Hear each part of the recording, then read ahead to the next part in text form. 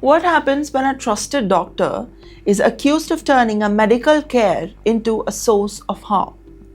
Tonight, that question is center of our Tennessee hospital.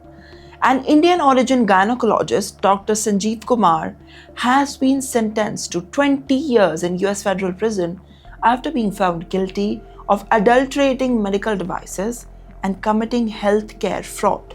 But this is not just another case about one sentence. It is about a story of trust, vulnerability, and the responsibilities that come with the medical authorities. According to the US Department of Justice, Dr. Kumar, who operated the Polo Avenue Clinic in Memphis, was convicted of 18 counts of adulteration of a medical device, 16 counts of misbranding medical devices, and 6 counts of healthcare fraud. The allegations focus on hysteroscopy with biopsy procedures, which are used to examine the uterus and diagnose the conditions such as the cancer. Federal procedures said that some devices involved these procedures were intended for single use only and should have been discarded after one patient.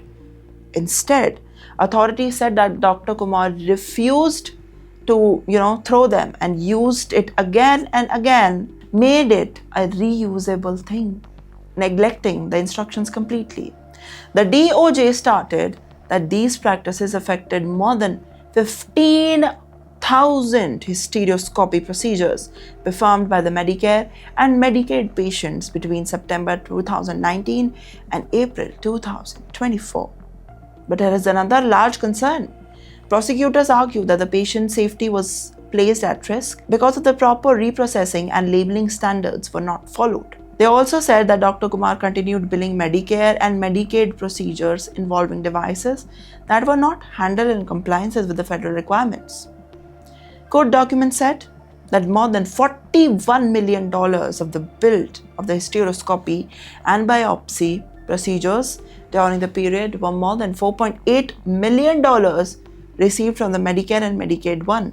U.S. Attorney D. Michael Dunavant said that the defendant used in medical license is to target a vulnerable population of women seeking treatment in the deeply personal and intimate procedure.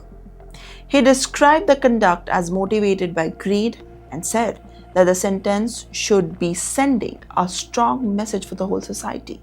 And yet, the defense argued that Dr. Kumar used approved high-level disinfection method and said that the cleaning procedures of gas sterilization were not available in the office settings. Now, this case raises important questions about medical devices, the standards, the patient safety protocols, and oversight of the outpatient healthcare settings. For now, the Dr. Kumar has been sentenced for 20 years in prison. But the broader debate on how the medical procedures are monitored are regulated in the likely continuing long procedures that leaves in the headlines.